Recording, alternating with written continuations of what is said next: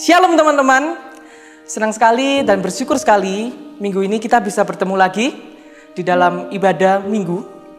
Mungkin ada teman-teman yang sudah beribadah di gereja ataupun masih ada di rumah. Mari kita berikan salam damai ke teman-teman samping kanan kiri ataupun keluarga di rumah kita. Salam damai. Mari kita juga siapkan diri dan pikiran kita untuk menyambut Tuhan ke dalam diri kita. Kita pujikan lagu Ku Mulai Dari Diri Sendiri.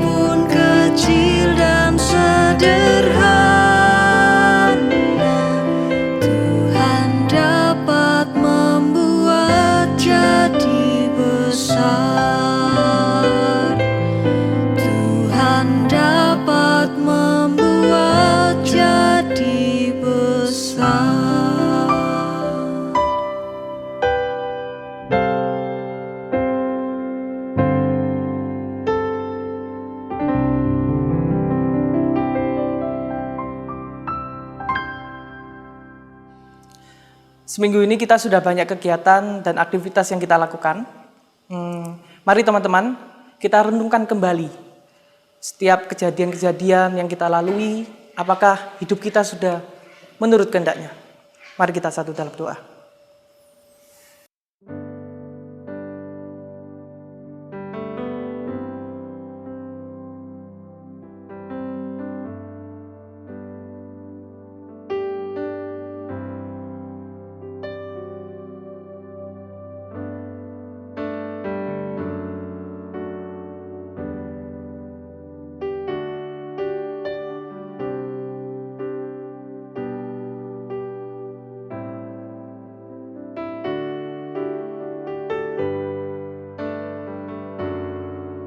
Ya Bapa yang Maha Pengasih, kami tahu Engkau Tuhan yang Maha Pengampun dari setiap perbuatan yang kami lakukan. Maaf jikalau kami masih belum bisa hidup menurut kehendak-Mu. Maafkan jikalau kami masih sering berbuat dosa, kami melukai hati teman-teman kami, keluarga kami, bahkan melukai hati-Mu Tuhan. Ubah kami Tuhan menjadi pribadi yang lebih baik. Ubah kami Tuhan menjadi pribadi yang bisa membawa berkat untuk orang-orang sekitar. Dan tentunya bisa menjadi teladan bagi kemuliaan-Mu Tuhan. Terima kasih Tuhan untuk segala belas kasihan-Mu. Ubah kami Tuhan. Amin. Mari kita bersyukur karena Tuhan Allah kita telah menghapus dosa kita dan saatnya kita menerima berita anugerah yang diberikan olehnya. Yang terambil dalam Mazmur 32 ayat 1-2. Firman Tuhan berbunyi demikian. Berbahagialah orang yang diampuni pelanggarannya, yang dosanya ditutupi. Berbahagialah manusia yang kesalahannya tidak diperhitungkan Tuhan dan yang tidak berjiwa penipu.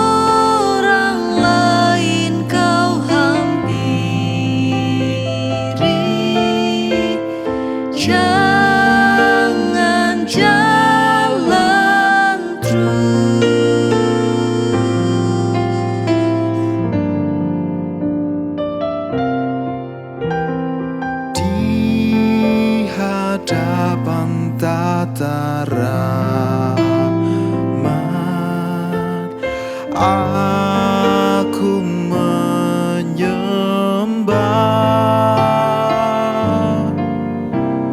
tunduk dalam penyesalan. Tuhan tolonglah.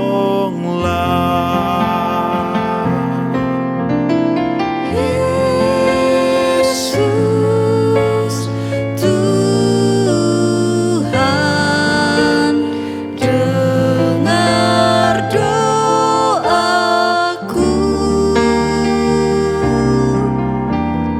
Orang lain kau hampiri, jangan jalan terus, jangan jalan terus.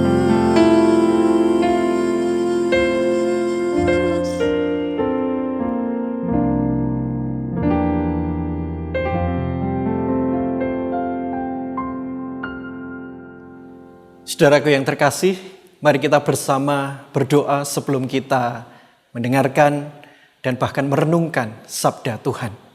Mari kita berdoa. Tuhan Allah Bapa kami yang bertahta di dalam kerajaan surga, Engkau adalah terang kehidupan. Dan kami anak-anak-Mu rindu untuk menghampiri terang itu dan bahkan tinggal di dalam terang itu. Oleh karenanya saat ini ya Tuhan, kami bersama menghimpun diri kami masing-masing, terlebih hati dan pikiran kami, supaya kami siap untuk mendengarkan sapaan firman Tuhan. Dan biarlah melalui firman ini, hidup kami juga boleh diubahkan seturut dengan kehendak Tuhan. Dan lebih lagi ya Tuhan, biarlah melalui firman yang akan Engkau taburkan ini, hidup kami berbuah lebat. Berfirmanlah ya Tuhan, sebab kami siap untuk mendengar dan menyambutnya. Amin. Saudaraku, bacaan kita pada hari ini diambil dari Lukas 18, ayatnya yang ke-9 hingga ke-14. Saya mengajak kita sekalian untuk menyimak Lukas 18, ayatnya yang ke-9 hingga ke-14. Dan kepada beberapa orang yang menganggap dirinya benar dan memandang rendah semua orang lain, Yesus mengatakan perumpamaan ini. Ada dua orang pergi ke bait Allah untuk berdoa. Yang seorang adalah Farisi dan yang lain pemungut cukai. Orang Farisi itu berdiri dan berdoa dalam hatinya begini. Ya Allah, aku mengucap syukur kepadamu, karena aku tidak sama seperti semua orang lain. Bukan perampok, bukan orang lalim, bukan pezina, dan bukan juga seperti pemungut cukai ini. Aku berpuasa 2 kali seminggu, aku memberikan 1/10 dari segala penghasilanku. Tetapi pemungut cukai itu berdiri jauh-jauh. Bahkan ia tidak berani menengadah ke langit, melainkan ia memukul diri dan berkata, Ya Allah, kasihanilah aku orang berdosa ini. Aku berkata kepadamu, orang ini pulang ke rumahnya sebagai orang yang dibenarkan Allah, dan orang lain itu tidak. Sebab barang siapa meninggikan diri, ia akan direndahkan. Dan barang siapa merendahkan diri, ia akan ditinggikan. Demikianlah sabda Tuhan, kita adalah orang-orang yang berbahagia ketika kita mau mendengarkan firman Allah dan melakukannya dalam kehidupan sehari-hari. Haleluya. Haleluya, haleluya, haleluya.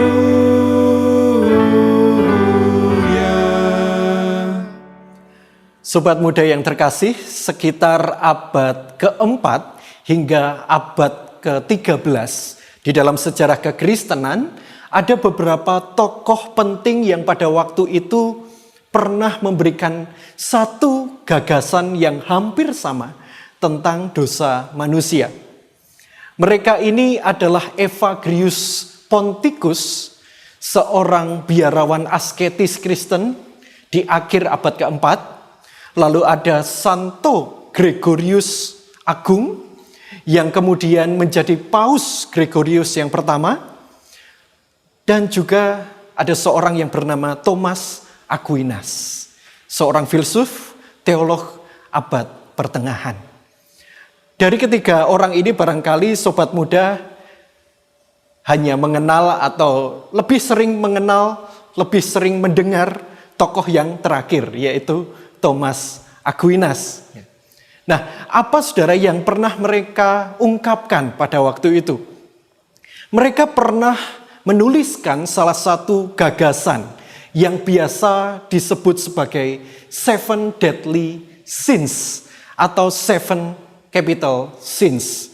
Yang mana kalau diterjemahkan ke dalam bahasa Indonesia, kita kenal sebagai 7 dosa maut atau 7 dosa yang paling mematikan, 7 dosa pokok. Jadi para tokoh ini saudara-saudara pada waktu itu berusaha mengkelompokkan beberapa sifat manusia, tingkah laku atau tindakan manusia yang seringkali menjadi asal muasal dosa-dosa manusia atau tindakan buruk manusia. Sekalipun hal ini tidak secara eksplisit ada di dalam Alkitab kita, saudara, tetapi mereka pada waktu itu berpendapat, ini loh, ada dosa-dosa yang tergolong berat, gitu ya, atau tidak terampuni. Dosa yang generatif, dosa yang melahirkan dosa-dosa yang lain, begitulah kira-kira. Sebagai contoh, saudara, seorang yang membiarkan dirinya dikuasai oleh kemarahan, maka ada kemungkinan dia akan melakukan dosa yang lain.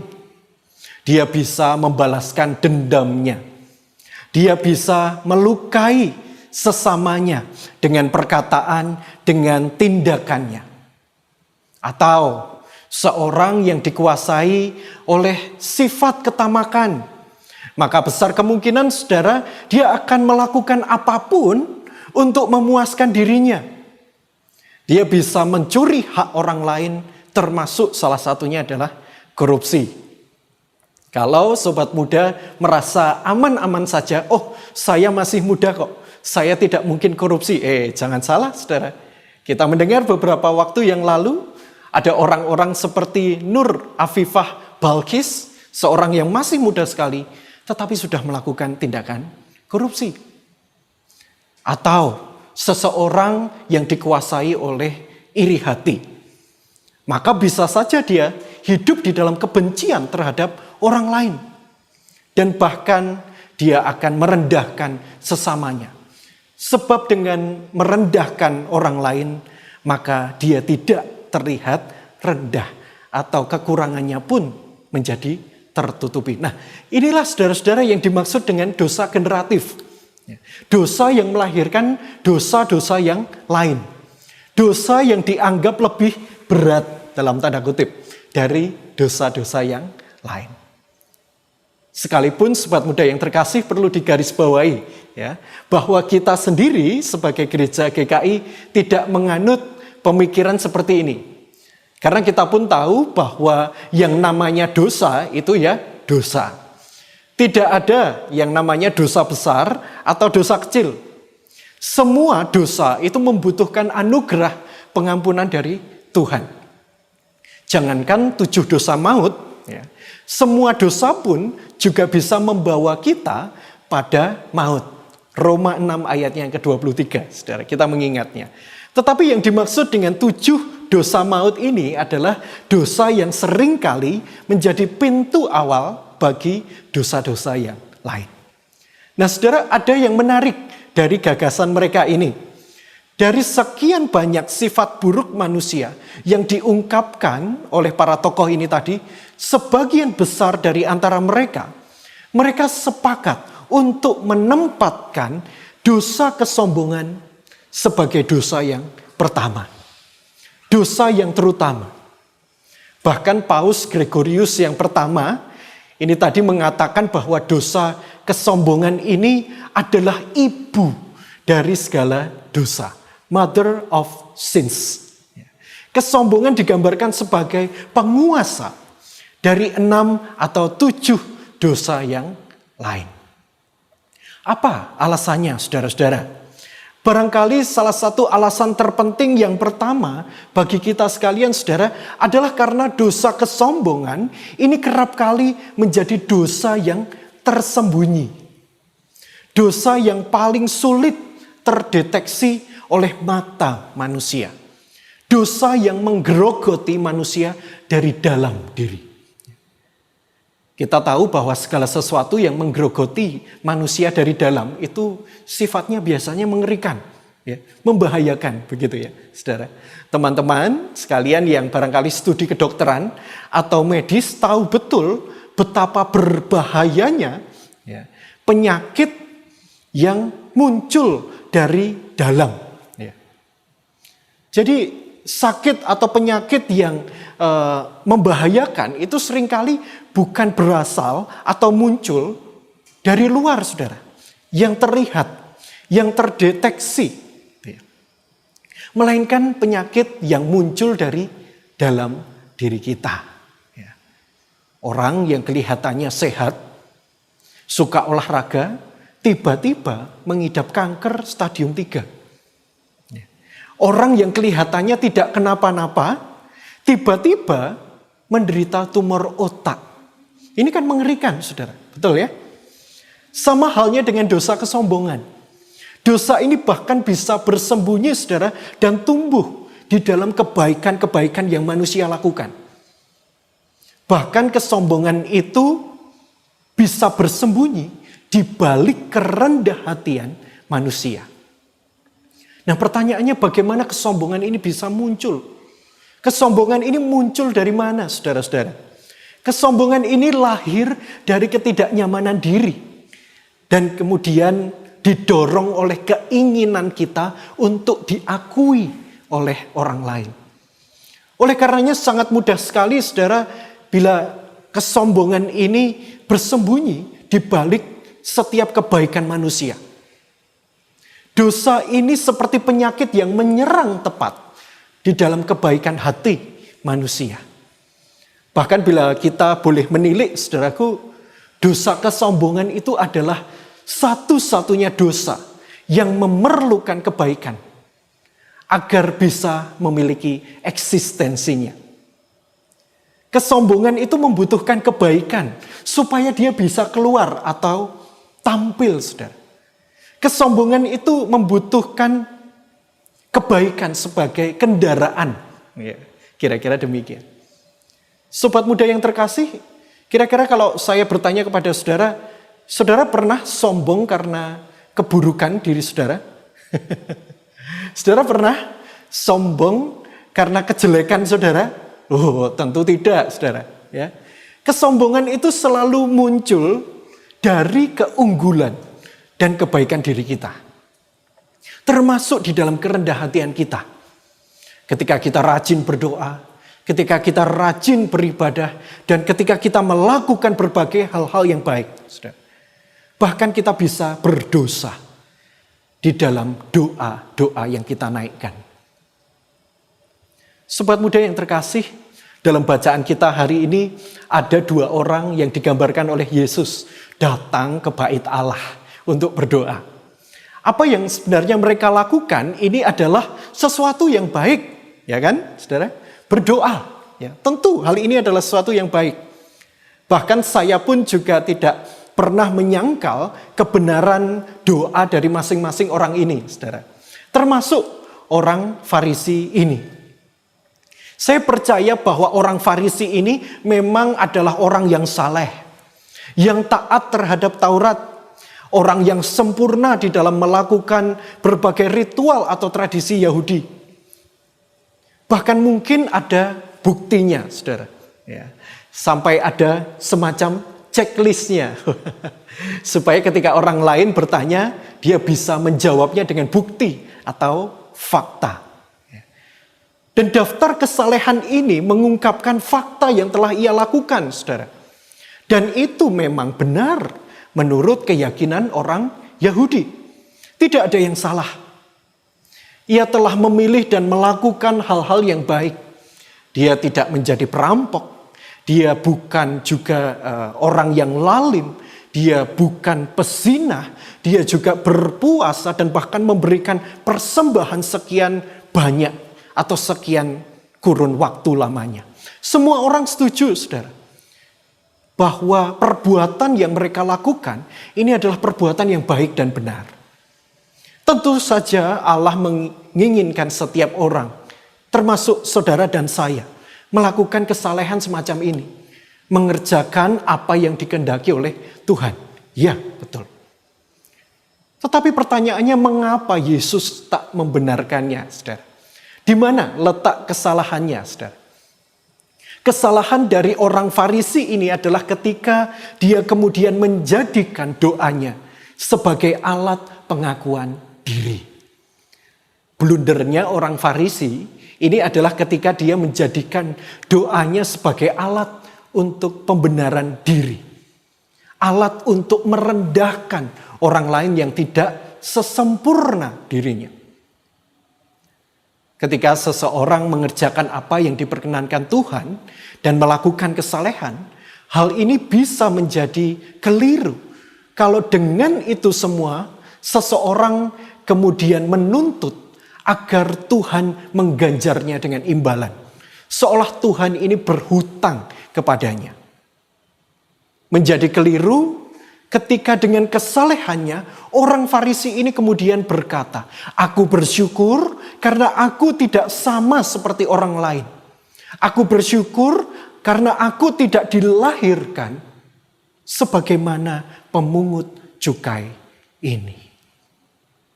Hanya karena satu kalimat inilah sobat muda, seluruh kebaikannya runtuh seketika. Ketika saya merenungkan firman ini, saudaraku, saya sebenarnya malu. Ya. Sebab saya dulu ketika bahkan mengajar sekolah minggu, tanpa sadar saya pernah mengajarkan hal yang sama kepada anak-anak sekolah minggu. Berapa banyak dari antara saudara-saudara atau kita semua yang melayani sekolah minggu dan kemudian di dalam kata-kata kita mengatakan demikian. Ya. Mari anak-anak kita berdoa. Kita bersyukur karena kita tidak seperti orang Farisi ini. Kita bersyukur tidak seperti orang-orang yang hidup di luar sana. Orang-orang yang hidup di luar Tuhan. Yang tidak menerima keselamatan dari Tuhan. Ketika saya berpikir kembali, lalu apa bedanya saya atau kita dengan orang Farisi ini? Tidak ada bedanya, saudara. Ini adalah contoh gambaran manusia yang ingin memperlihatkan kebenaran dirinya dengan cara memperlihatkan kebobrokan orang lain.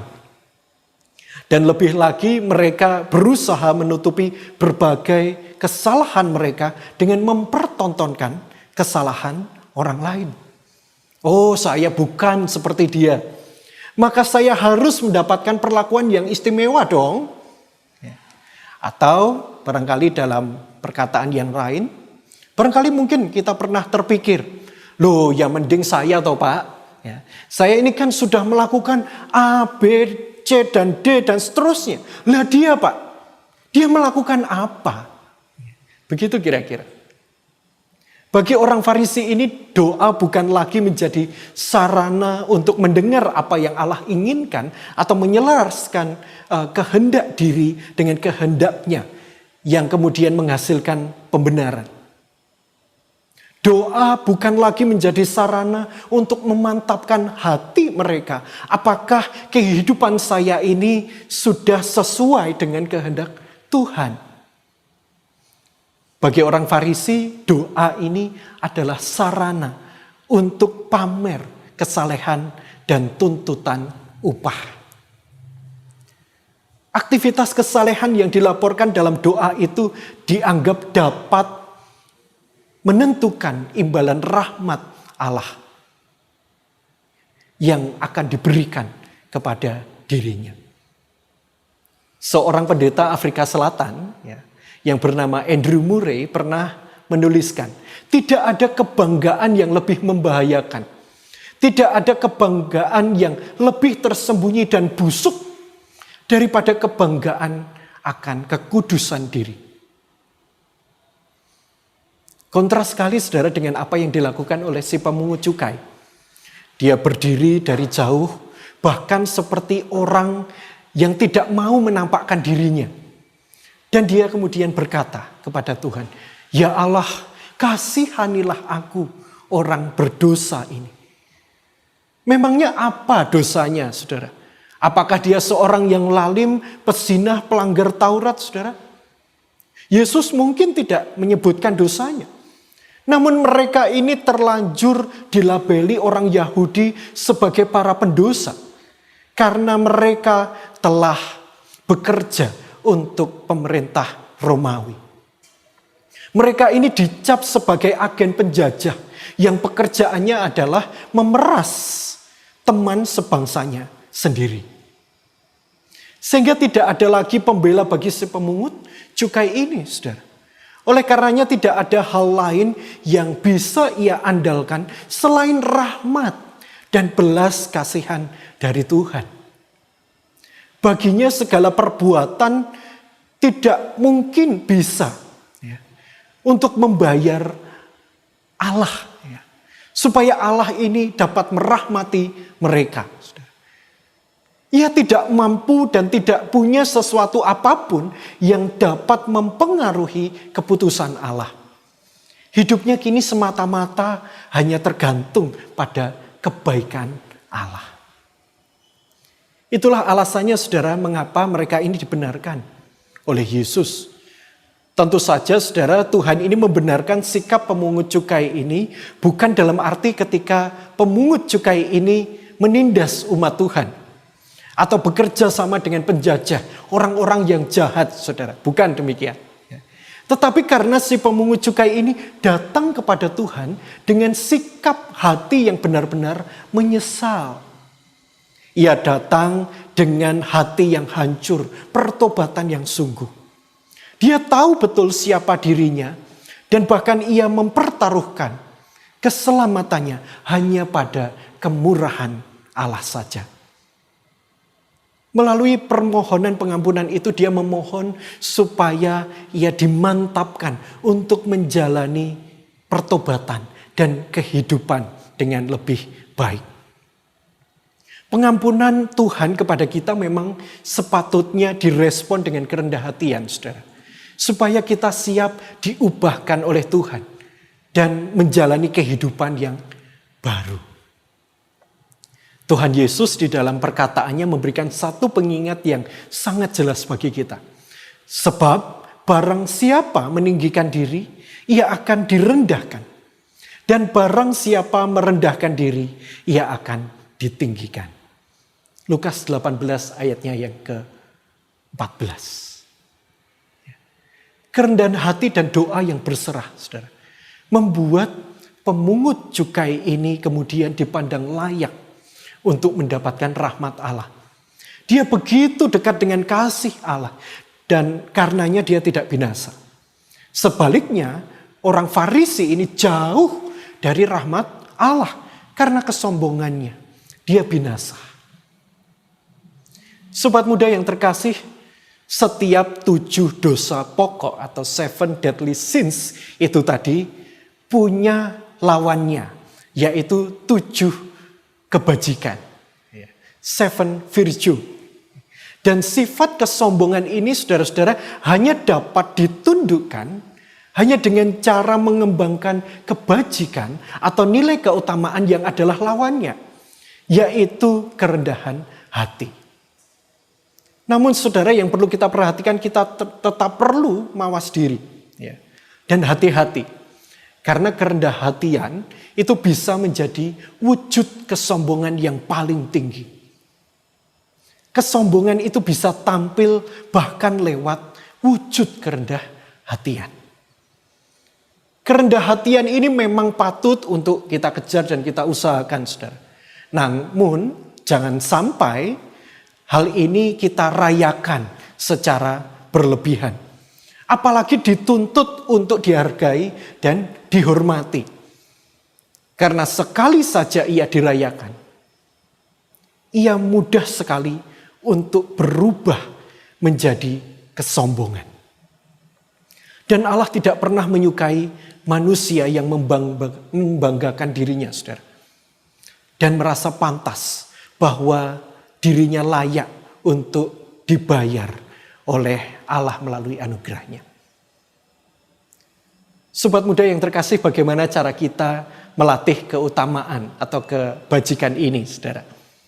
Yang pertama, saudara, kita tidak perlu mempertandingkan kebaikan satu dengan yang lain. Baik kebaikan yang kita lakukan sendiri maupun yang dilakukan oleh orang lain. Ketika kita membandingkan secara sehat dan wajar, mungkin tidak apa-apa, saudara. Tetapi yang harus kita perhatikan adalah jangan sampai kita mempertandingkannya. Karena itu akan dengan mudah menjadi jurang kesombongan. Dan hal yang kedua, saudara, beranilah untuk menjadi seorang Kristen yang anonim. Beranilah berbuat baik tanpa seorang pun yang tahu. Karena hal ini akan mengasah nilai ketulusan kita di hadapan Allah. Karena hal ini akan mengasah kerendah hatian kita di hadapan Allah dan sesama kita. Ketulusan dan kerendah hatian itu bukanlah sebuah sifat jadi, saudara, yang diturunkan langsung oleh Allah. Kerendah hatian itu perlu dilatih, perlu diasah, supaya makin tajam dan bahkan menjadi nilai utama di dalam diri kita. Ada cerita dari seorang pemuda. Pemuda ini, saudara-saudara, seringkali meluangkan waktu untuk berdoa pada saat jam istirahat kerjanya. Kemudian seorang temannya ini bertanya kepada dirinya, mengapa kamu ini begitu rajin berdoa? Apakah dengan berdoa situasi hidupmu ini menjadi berubah? Pemuda ini kemudian menjawab, oh tentu saja tidak. Situasi hidupku barangkali akan sama. Tidak ada yang berubah. Masalahku juga pasti akan tetap ada. Lalu temannya ini bertanya kembali, lah kalau begitu kenapa engkau berdoa? Kalau situasi hidupmu tidak kunjung berubah? Jawab pemuda itu, karena dengan berdoa, hati dan pikiranku berubah. Aku menjadi belajar untuk melihat kehendak Tuhan dari sisi yang lain. Melalui doa, aku pun semakin mantap menjalani panggilan dan hidup bersama Tuhan.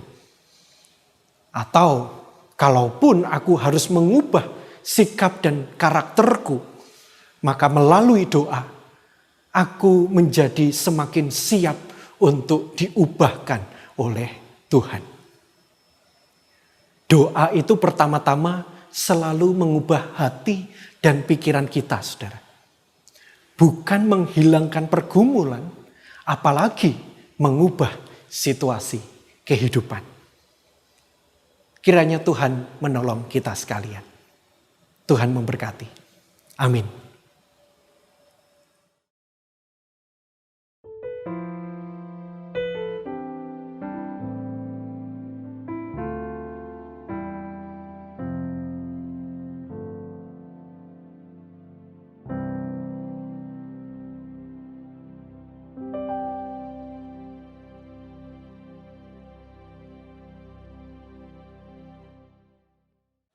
Mari saudara, kita bangkit berdiri. Bersama seluruh umat di sepanjang segala abad dan tempat, kita ikrarkan pengakuan iman rasuli kita yang berbunyi demikian. Aku percaya kepada Allah, Bapa yang Maha Kuasa, Khalik langit dan bumi, dan kepada Yesus Kristus, anaknya yang tunggal Tuhan kita, yang dikandung daripada Roh Kudus, lahir dari anak darah Maria, yang menderita sengsara di bawah pemerintahan Pontius Pilatus, disalibkan, mati dan dikuburkan, turun ke dalam kerajaan maut. Pada hari yang ketiga bangkit pula dari antara orang mati, naik ke surga, duduk di sebelah kanan Allah, Bapa yang Maha Kuasa. Dan dari sana ia akan datang untuk menghakimi orang yang hidup dan yang mati. Aku percaya kepada Roh Kudus, gereja yang kudus dan am, persekutuan orang kudus, pengampunan dosa, kebangkitan orang mati, dan hidup yang kekal. Amin. Saudara-saudara yang terkasih, saya mengundang kita sekalian untuk kita bersatu hati di dalam doa. Mari kita bersama berdoa.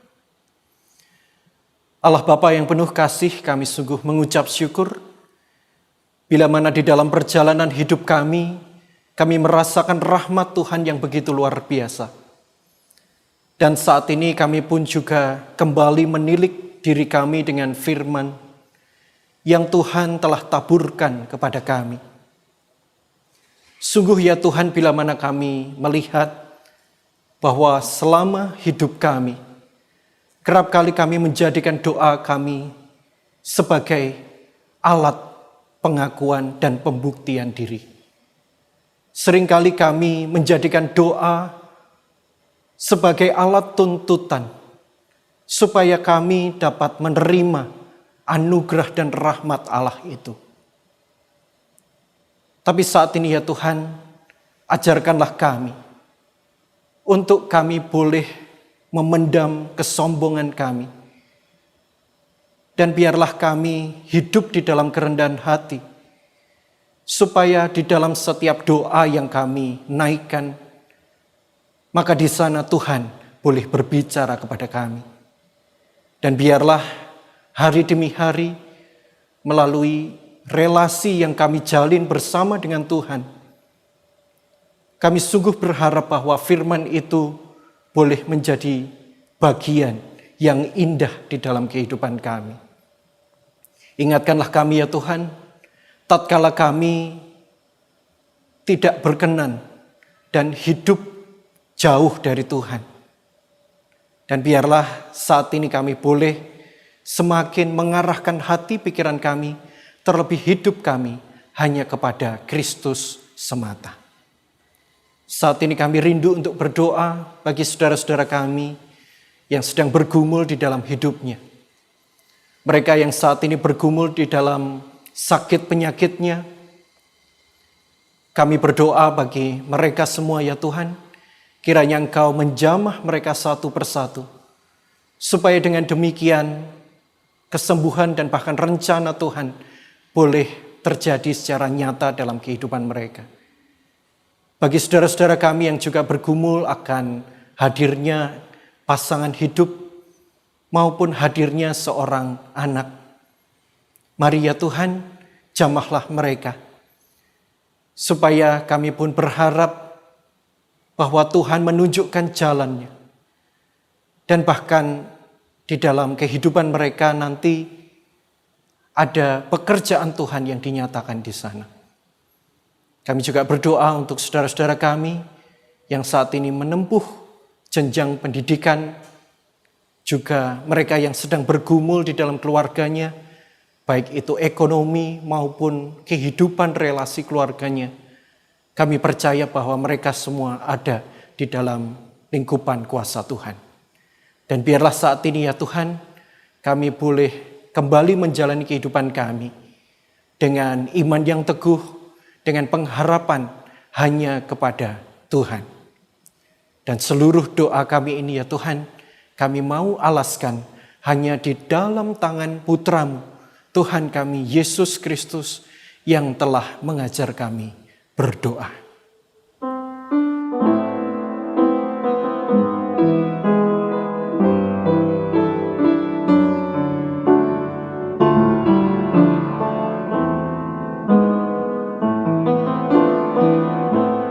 Bapa kami yang ada di surga, dikuduskanlah nama-Mu,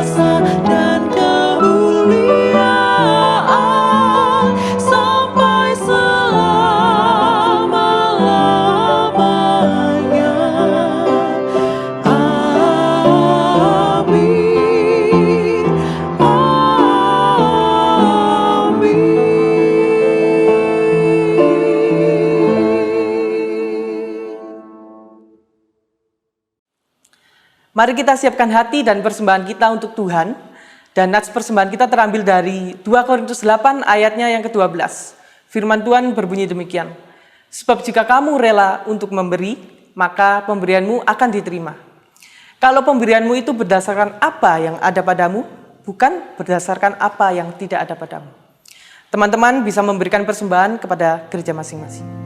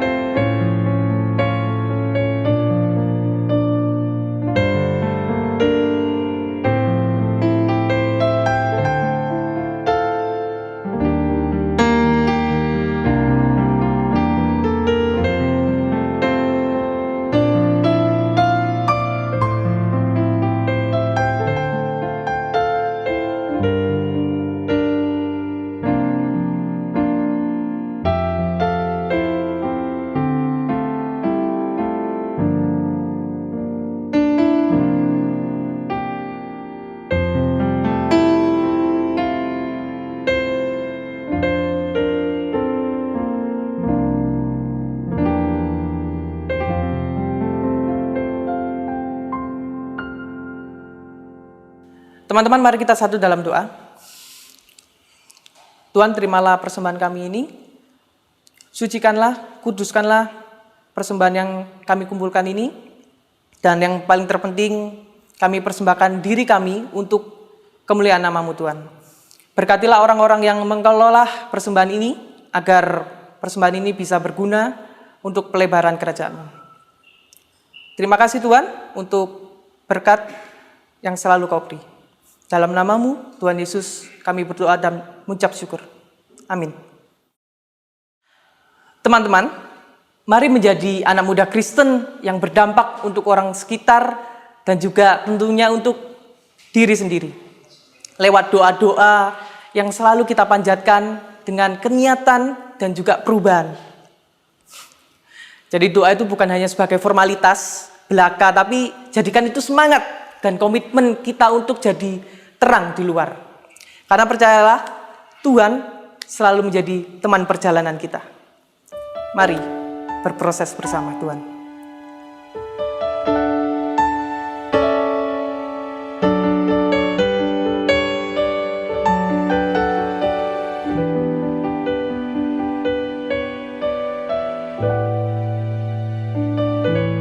Saat keadaan sekelilingku ada di luar kemampuanku, ku berdiam diri mencari-Mu. Doa mengubah segala sesuatu. Saat kenyataan di depanku mengecewakan perasaanku, ku menutup mata memandang-Mu, sebab doa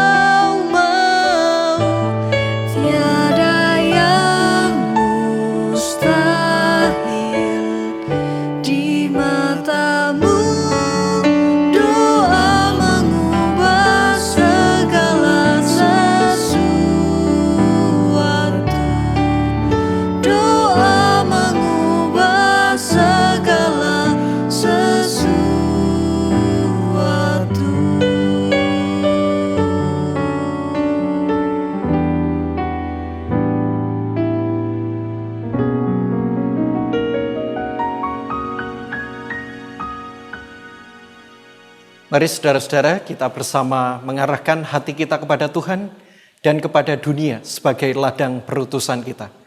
Dan oleh karenanya terimalah berkat Tuhan. Kiranya damai sejahtera dari Allah Bapa yang melampaui segala akal, menguduskan hati dan pikiran kita di dalam Kristus Yesus. Dan berkat Allah yang maha tinggi, Bapa, Anak, dan Roh Kudus, menyertai setiap langkah kita, kini dan selama-lamanya. Amin.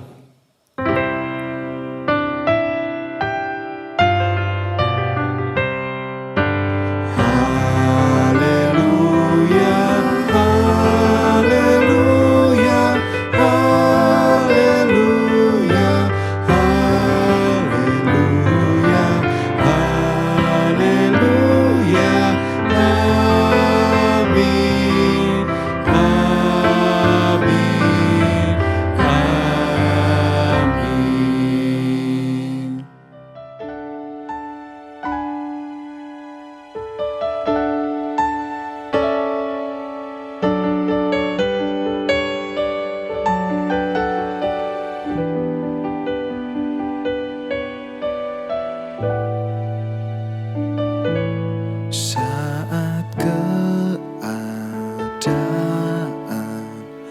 sekelilingku ada di luar kemampuanku, ku berdiam diri mencarimu.